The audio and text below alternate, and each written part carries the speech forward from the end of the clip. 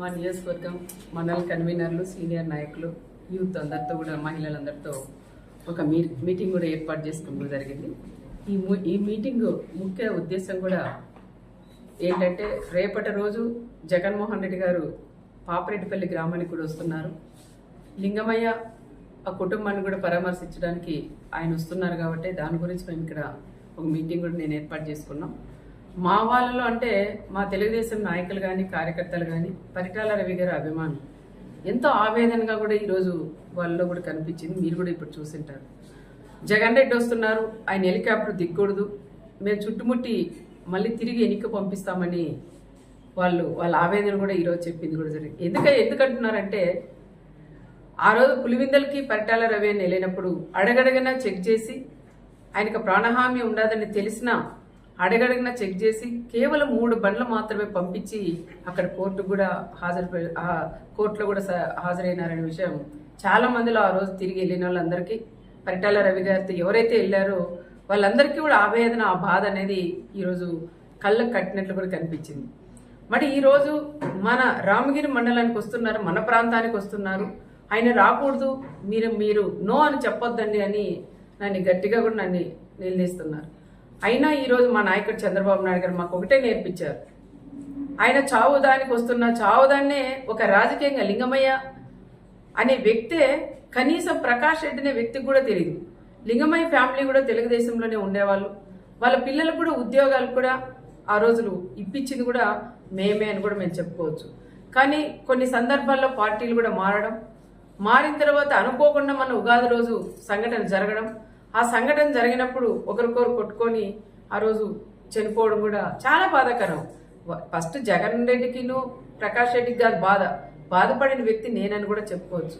నా ప్రాంతంలో, నా మండలంలో ఈ విధంగా జరగడం అది చాలా బాధాకరం అని కూడా మేము చేసాం. అది మామూలుగా సాధారణంగా గొడవపడి చనిపోవడం తప్ప అది ఒక ఫ్యాక్షన్ మర్డర్ అయితే కాదని ప్రత్యేకంగా నేను కూడా చెప్తున్నాను.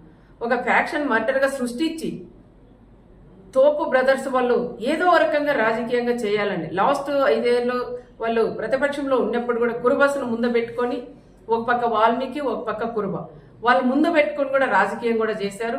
మళ్ళీ వాళ్ళు ఎమ్మెల్యే అయిన తర్వాత పాపం వాళ్ళు పట్టించుకుని పాపాన్ని కూడా పోలేదు.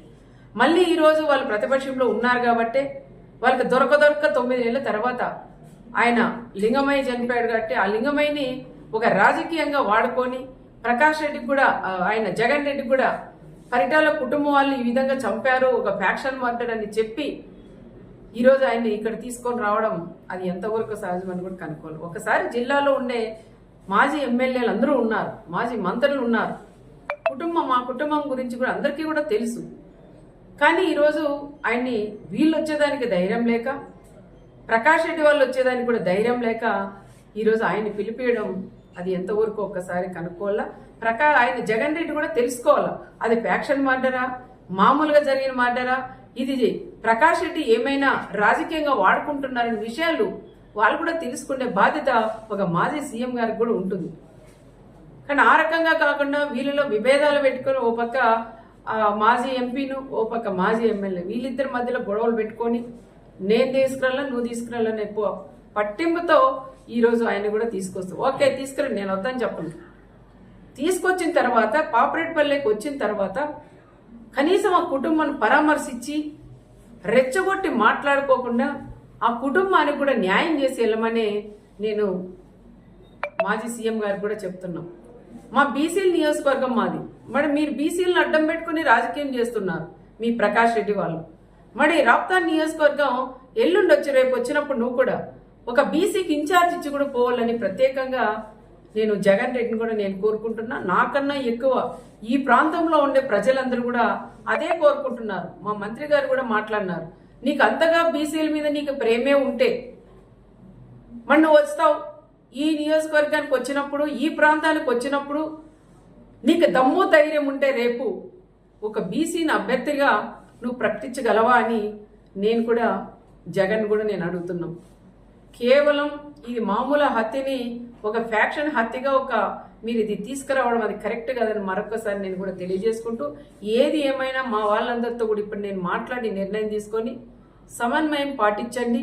వీళ్ళు గొడవలు పెట్టి కక్షలు పెట్టి ఏదో విధంగా మనల్ని గొడవల్లోకి లాగుతున్నారు. దయచేసి వాళ్ళ ఉచ్చులో పడొద్దండి. దయచేసి అలాంటి వాళ్ళు నమ్మొద్దండి. దమ్ముంటే మీరు మా జగన్ని ఆపగలరా అంటారు. దమ్ముంది, ఎవరు మీరు అవసరం లేదు, నాకు దమ్ముంది. ఎంతమంది డిపార్ట్మెంట్ వాళ్ళు ఉన్నా నాకు దమ్ముంది, నేను నిలబెట్టగలను, నేను రాని నేను అనుకుంటే. కానీ మాది అలాంటి సంస్కృతి కాదు. మేము రమ్మనే ఆహ్వానిస్తున్నాం. వచ్చి ఆ కుటుంబాన్ని పరామర్శించి రెచ్చగొట్టి మాట్లాడుకోకుండా ఆ కుటుంబానికి కూడా సహాయం చేసుకోమని మేము కూడా చెప్తున్నాం. ఇంటెలిజెన్స్ డిపార్ట్మెంట్స్ వాళ్ళు కూడా సార్లను కూడా అడుగుతున్నాం. రెచ్చగొట్టి ప్రకాష్ రెడ్డి అనే వాళ్ళు ఈ రోజు ఈ టైంలో కూడా ఆయన మళ్ళీ పెడుతున్నారు. మీకు ఆపే ధైర్యం ఉందా అని. ఇక్కడ తెలుగుదేశం బ్లడ్ ఉంది, ఇక్కడ పరిటాల బ్లడ్ ఉంది, మా చంద్రబాబు నాయుడు గారి బ్లడ్ ఉంది. మేమెందుకు ఆపమయ్యా ఆపాలంటే? నువ్వు రెచ్చగొట్టి నువ్వు ఆపండి, ఇది మళ్ళీ రాజకీయం చేసి ఇంకా 100 రోజులు 5 ఏళ్ళు దీన్నే రాజకీయం, మా జగన్ వస్తుంటే ఆపారు అని చెప్పుకోవడం కోసమే నువ్వు రెచ్చగొడుతున్న విషయం ప్రతి ఒక్కరికి కూడా తెలుసు. దయచేసి ఎవరైనా సరే వాళ్ళు ఎన్ని రెచ్చగొట్టినా దానిలోకి ఎవరు కూడా మీరు పోకోకుండా రేపు సమన్వయం పాటించి ఆయన వస్తాడు పోతాడు. దయచేసి ఎవరు కూడా అల్లర్లేక కానీ ఎవరింట్లో వాళ్ళు ఉండమని వాళ్ళని కోరడానికే మా కార్యకర్తలు మా లీడర్లందరినీ కూడా నేను ఇక్కడ పిలిపించాను. వాళ్ళతో కూడా మాట్లాడి వాళ్ళకు కూడా అదే విషయం నేను చెప్పాలనే ఈరోజు నేను అందరినీ కూడా ఆహ్వానించాను. అది కూడా నేను చెప్తాను. రేపు వస్తాడు, ఆయన పోతాడు. దాని గురించి ఎవరు కూడా మాట్లాడొద్దండి. ఏ చిన్న గొడవ వద్దని చెప్తున్నాం. మా వాళ్ళ రిక్వెస్ట్ ఏమంటే తప్పకుండా వాళ్ళు 4-5 బళ్ళలే రావాలా, కాన్వాయ్లతో కూడా రాకూడదు. అదే విధంగా ఎవరైతే మన పార్టీ లీడర్లు వాళ్ళ కార్యకర్తలు ఇల్లు ఉంటాయో అక్కడ వాళ్ళ కేకలు కానీ